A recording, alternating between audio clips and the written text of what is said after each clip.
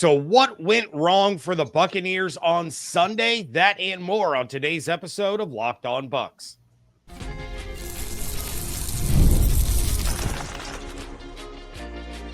You are Locked On Buccaneers, your daily Tampa Bay Buccaneers podcast. Part of the Locked On Podcast Network, your team every day.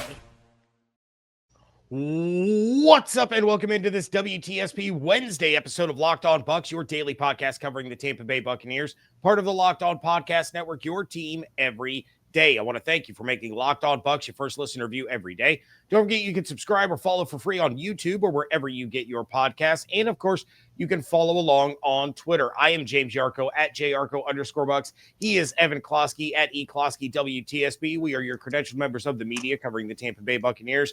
I'm the editor-in-chief over at the 813.tv. Evan is, of course, on 10 Tampa Bay and at 10tampabay.com. And you can catch the show every Monday through Friday along with the everydayers. And for that, I want to share my appreciation for your continued support of the show. One of the ways you can support the show is become a Locked On Bucs insider. You're going to get news, rumors, updates, general thoughts, one-on-one conversations with me via text message. Go to joinsubtext.com/LockedOnBucs or click the link in the show notes to become an insider today.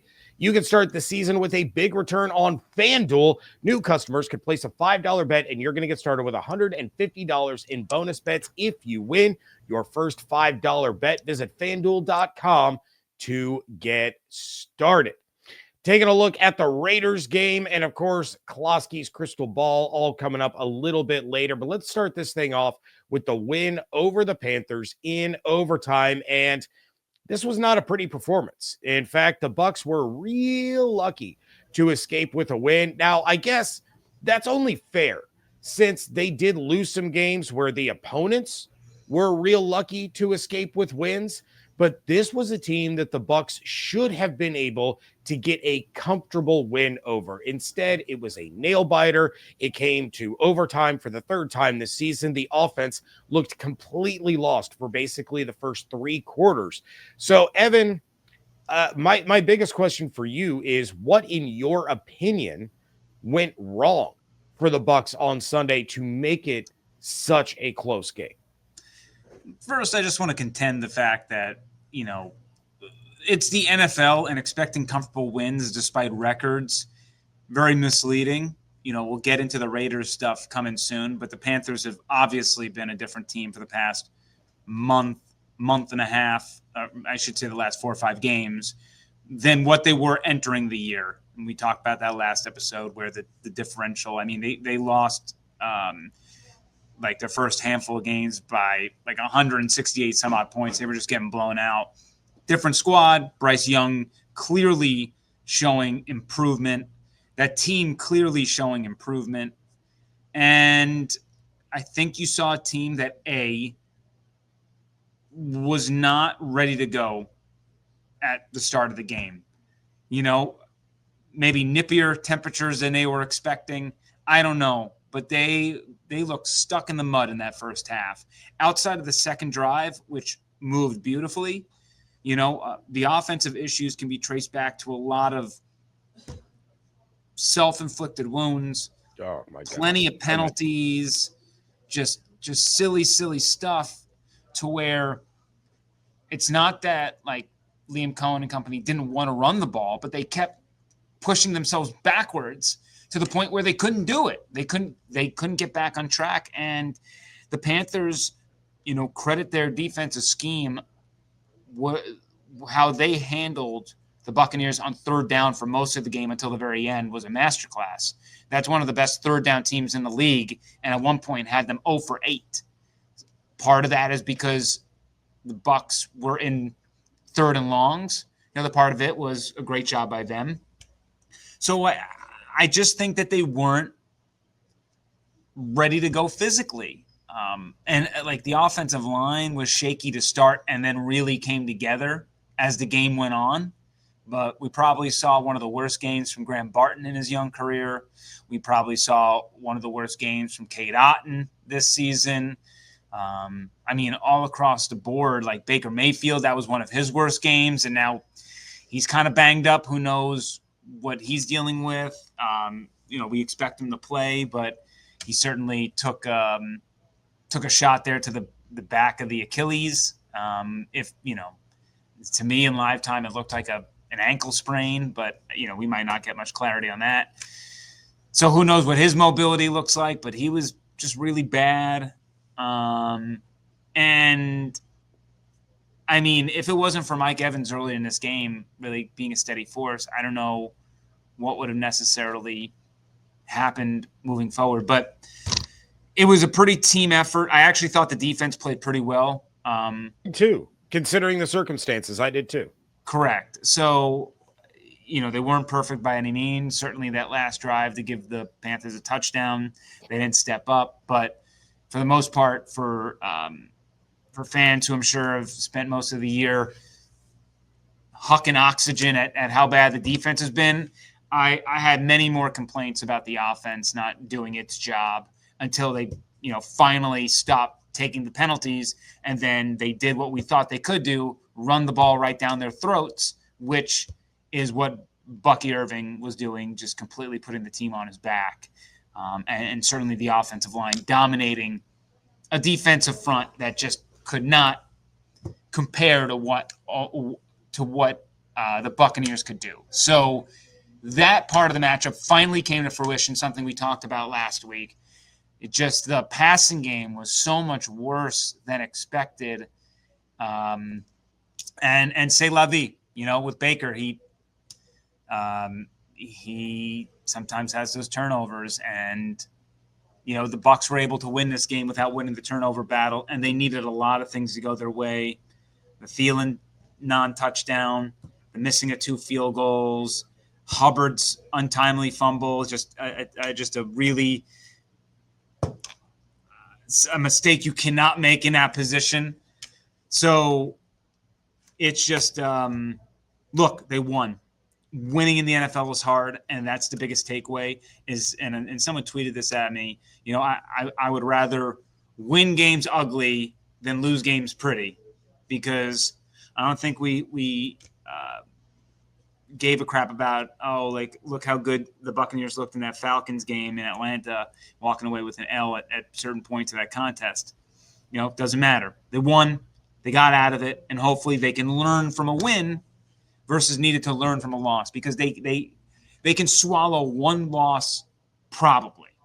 Probably They can take one loss. It's unrealistic to think they're going to win out.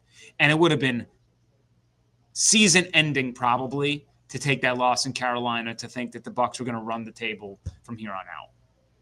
Yeah, if you're going to swallow a loss, you certainly don't want it to be to Carolina. You kind of, I know I did. I'm sure you have. You kind of pencil in the Chargers as that loss, though. I think it's going to be a really interesting game. Honestly, you have, one of the best defenses in the NFL going up. Got to get through the Raiders first. Right. Normally one of the best offenses, but yeah, there's another NFC West team in the way. And shout out to your guy, David Shealy, there at 10 Tampa Bay. One of his tweets I found to be fascinating, that Baker Mayfield has more multi-interception games than he has single interception games. So if Baker throws one, chances are real high that there's going to be at least one more coming later on in that game. Yeah. That's a little, when Baker has those turnovers, it's typically a byproduct of good defensive scheme and him pressing the issue in some regards. I do think, I'll say this. Then he almost had an interception. The Carolina did some really nice things, but I will blame Liam Cohen for that 3rd and 1 interception. Yeah. This is a team that rarely goes empty backfield for obvious reasons. Why would you go empty backfield when your strength is a rushing game?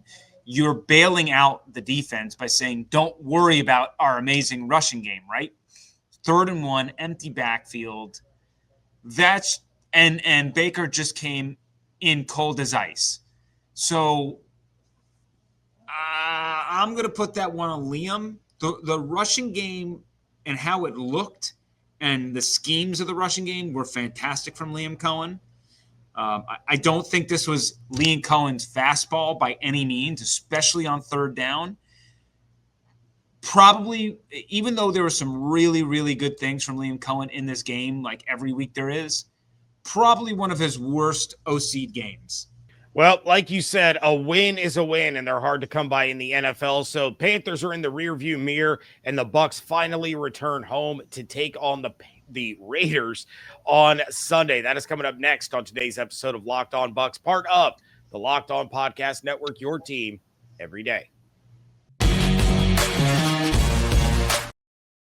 Big wireless providers, what you see is never what you get. Somewhere between the store and your first month's bill, the price you thought you were paying magically skyrockets.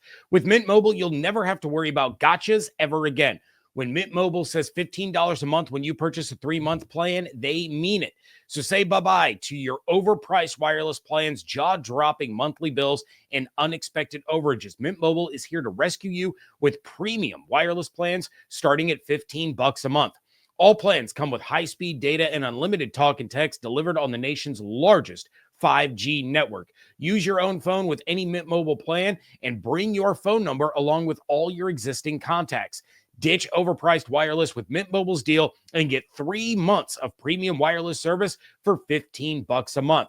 To get this new customer offer and your new 3-month premium wireless plan for just $15 a month, go to mintmobile.com/lockedonnfl. That's mintmobile.com/lockedonnfl. Cut your wireless bill to $15 a month at mintmobile.com/lockedonnfl. $45 upfront, payment required, equivalent to $15 a month. New customers on first 3-month plan only. Speeds slower above 40 gigabytes on unlimited plan. Additional taxes, fees, and restrictions apply. See Mint Mobile for details. PrizePicks is America's #1 daily fantasy sports app with over 5 million active members. It's the easiest, most exciting way to play daily fantasy sports because unlike other apps on PrizePicks, it's just you against the numbers. You can now win up to 100 times your money on PrizePicks with as little as 4 correct picks. It's the only real money daily fantasy platform with an injury insurance policy so that your lineups stay in play even if one of your players leaves in the first half and doesn't return. PrizePicks puts their members first, so all withdrawals are fast, safe, and secure. When my picks hit, I can get my money in as quickly as 15 minutes. Download the PrizePicks app today and use code LOCKEDONNFL, all lowercase, all one word, to get $50 instantly when you play $5. That's code LOCKEDONNFL on PrizePicks to get $50 instantly when you play $5. You do not need to win to receive the $50 bonus. It's guaranteed. PrizePicks, run your game. Thank you again for making Locked On Bucs your first listener view every day. The new Locked On NFL is here, and it's 2 shows every day. You got the madman Tyler Rowland kicking your morning off with a double shot of NFL espresso. Then stop by the barbershop with Tony Wiggins for some real NFL talk. Add in the Locked On local experts, and you get unprecedented NFL insight, hot opinions, detailed breakdowns, all in 30 minutes. It's the new Locked On NFL, and it's twice a day. Make it your second listen at the new Locked On NFL on YouTube or wherever you get your podcast. The Las Vegas Raiders are coming to town, and I'm still not used to saying that. I cannot tell you how many times I want to say Oakland, but it's the Las Vegas Raiders. And they're also coming off of a close loss to the Chiefs, just like the Bucs opponent last week. They've got Aiden O'Connell at quarterback now, but they're 2-10. They've lost 8 in a row, and the only close ones have been to the Chiefs, where they lost 19-17 last week. Pretty questionable ending to that one. And they lost 27-20 to the Chiefs over a month ago. And then against the Rams back in October, they lost 20-15. Outside of those 3 games, their average margin of loss is 15.4 points. They're 28th in scoring defense, 27th in scoring offense, and they are dead last in the NFL in turnover differential at -18. I say all that to ask you this, Evan. How do the Bucs prevent another letdown performance against a team that they should be able to handle relatively easily despite all the injuries? You said it right there. The Raiders, so being -18 in turnover margin is what's going to create that terrible points against, right? If you turn the ball over that many times, you're giving teams favorable field position, and you're going to get burned. So the defense is above average in most statistical categories, of course, led by Max Crosby. They get screwed over by the offense a lot of times, but also the defense has only forced 5 turnovers themselves. When you play teams that are inferior to you, you have to protect the football. And against a team like the Raiders, it is much safer. It is a much better option to sometimes punt or play the field position game, even if things are not making you feel good as we enter the halftime. And you're just waiting for the Raiders to make that mistake, because time and time again, they have continually lost a turnover battle. They have not won the turnover battle once this season. They've tied it. They've tied the turnover battle. They have not won it once. So it's the cliche answer. I've used it a couple times, even mentioned it last week. You got to protect the football. You cannot lose the turnover battle. Like, you simply cannot. I would say that the minute you walk in the door of One Buck, the minute you leave the meeting, the minute you walk onto the practice field, in the middle of practice, when you leave out, do not be the guy that turns the ball over. Do not. And be the guy who forces the turnover, because this is a day for defensive players where you make some money. You make some money today. So that would be my message, is you got to understand that the Raiders are not an awful team, but they do an awful job protecting the football, and that's why a lot of their statistical categories are wonky. But when you look at how they defend the run, how they defend the pass, they're above average in those categories. Again, it does help that shortened field position. It does limit the amount of times that people can go down the field on you. But beyond that, offensively speaking, be okay with punting the ball. I think that you just got to lean on the rushing attack. That's your bread and butter right now. Keep doing it. And then defensively speaking, Aiden O'Connell, actually, he's been way more impressive as he kind of is getting more starts. So going back to last year, in his last 9 games, I believe he only has 2 interceptions. So he's not someone who's flinging the rock all over the place, but he is a guy who can eat some sacks. And that's how you're going to have to win this game, is by sacking him, because he's actually good under pressure, which means you're going to have to – you can't, blitz all day on him. You certainly need to do some things to try to confuse him, because I think it would work. But at least with the Buccaneers, if – they've been burned by a lot of rushing quarterbacks, they're not going to be burned that way by Aiden O'Connell. I'm sure he'll see the tape and he'll find a way to Kirk Cousins it and get 16 yards against his team, because everyone does. But you at least know that that's not a worry entering the game, and you can be a little bit riskier in your your blitzing techniques. So I think that don't beat yourselves. The Carolina is the exact example of how you lose against that team. You almost beat yourself. And to be fair, the Panthers lost that game more than the Buccaneers won it. That's just, I just think that if the Panthers execute more in just some really basic stuff, they win, right? So it's that's where funny too, because David Harrison even texted me after that game, and he goes, "The Panthers out-lose the Buccaneers." And I'm like, that is the perfect description of how that game went. But yeah, I mean, you nailed it. We're talking, they're towards the Raiders are towards the bottom of the league in scoring defense. They're the worst in turnover differential, but 15th in total defense, 14th in passing defense, 11th in rushing defense. So, I mean, yeah, they're in the top half of the NFL in all of these categories, except for scoring and turnovers. And we know they have an all-world tight end. What's a big weakness of the Buccaneers? The Buccaneers defense. Brock Bowers is going to eat. Jacoby Myers is underrated, very good wide receiver. Otherwise, I think they got a bunch of guys who could make a big play here or there. I like Sincere McCormick. Fun fact about him, who just signed to the Raiders roster, probably going to be the lead back against the Buccaneers this week. Khalil Covered him in high school. He went to UTSA. It will be a reunion as Rashad Wisdom, who's on the practice squad, played on the same high school team as Sincere McCormick, covered both of them in high school. So, the fact is the Raiders don't have a rushing attack, dead last.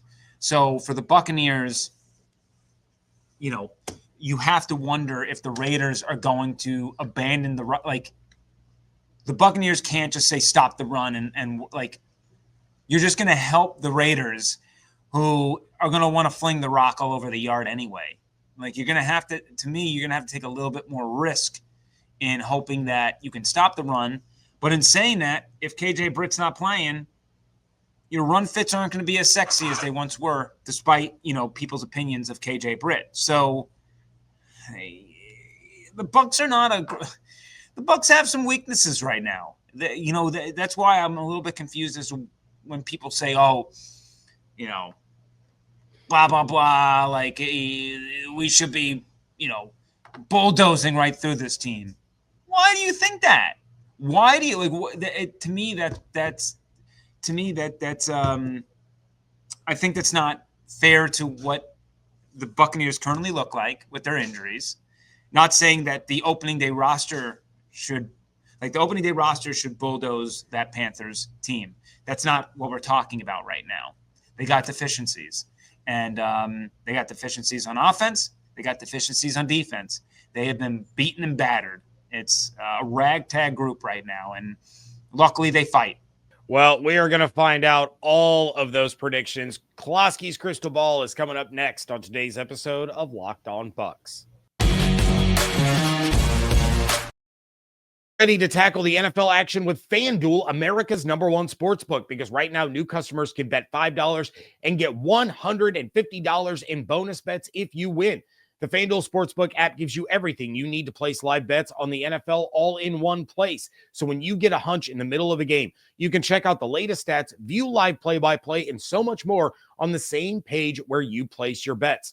The Buccaneers are 6.5-point home favorites against the Las Vegas Raiders with an over-under of 46.5. They've also closed the NFC South gap even more, with the Falcons still sitting as the favorite at -140, but the Bucs are right behind at +110.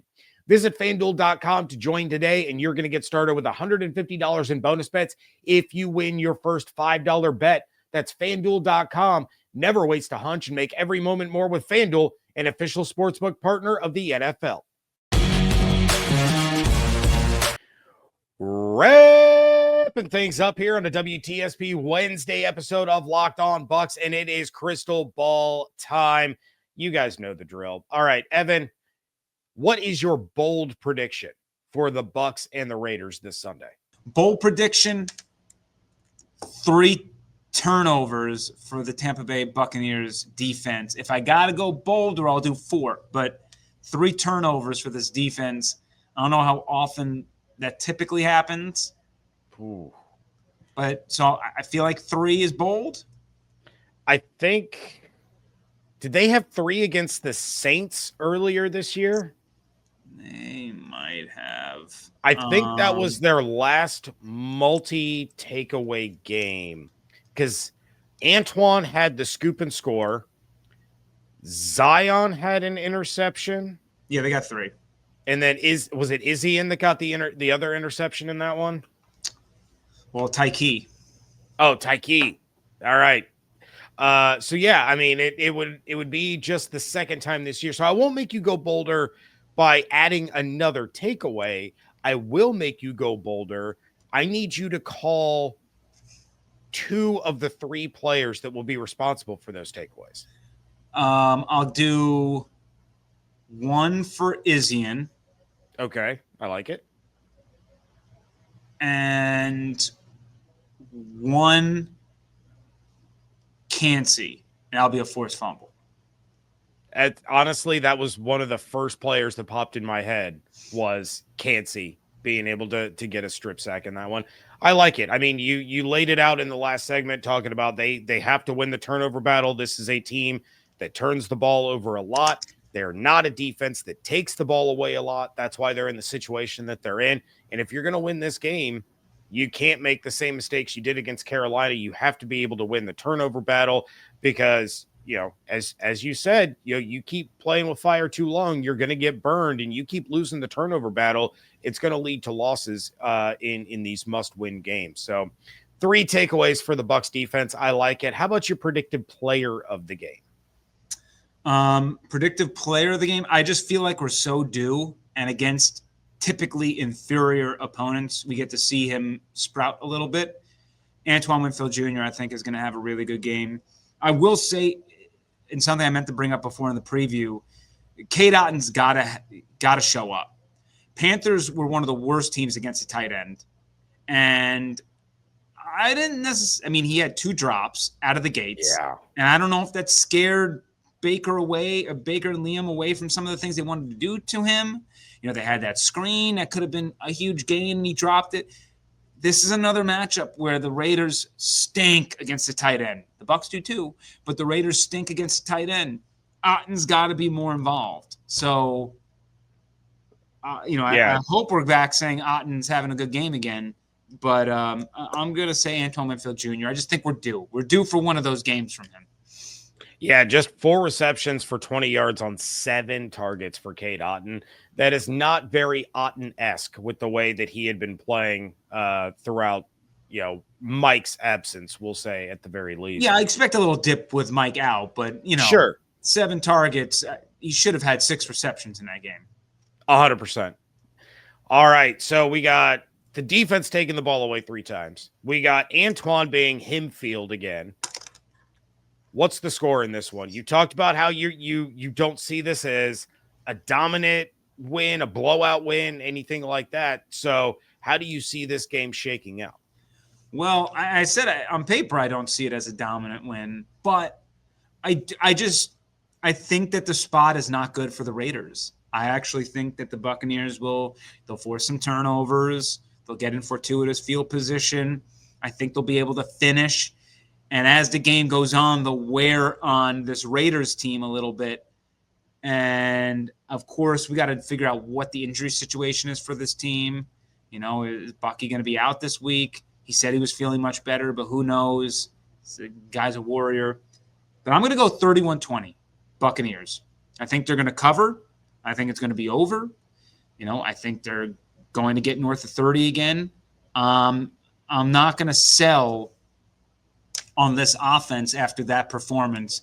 I think that we'll get a focus group, and even with Baker's injury, I expect him to be locked in, might be more quick game action to make sure that he's not getting under too much pressure. But I believe that they can lean on the run game, make that happen, and ultimately put some points on the board thanks to the turnovers. All right. Well, Evan, what do we have going on over at 10 Tampa Bay and 10tampabay.com? Yep. Just remember the Blitz every Sunday, 8:30 in the morning. We get our Locked On Bucs burning question of the week in there too. You can watch the show on our 10 Tampa Bay YouTube page and on 10 Tampa Bay Plus. That comes out Saturday. So you can watch it on Saturday, but if you want to watch it in the Tampa market on TV, 8:30 in the morning, 10 Tampa Bay. We're still following the stadium saga for the Rays. The county has a big meeting on the 5th, so we'll be focusing on that. And, of course, the Lightning will return to action on that Thursday as well. And they're also a team that is battling the injury bug. But at least to this point, they've done a good enough job to be sitting in a playoff position right now. So that's what we're cooking up. Same old, same old. You gotta love it. All right. Well, please check out everything that Evan is doing on 10 Tampa Bay and at 10tampabay.com. Check out everything going on over the 813.tv. Follow on Twitter at Locked On Bucs, at Yarcho_Bucs, at eCloskey, WTSP. Become a Locked On Bucs insider. You get one-on-one conversations with me via text, no ads or anything like that. Go to joinsubtext.com/LockedOnBucs or click the link in the show notes. And, of course, make sure you're subscribed on YouTube and wherever you get your podcasts. Hope you all have an absolutely outstanding day. Stay safe, stay healthy, fire the cannons. Want to thank you so much for joining us right here on Locked On Bucs, part of the Locked On Podcast Network, your team every day.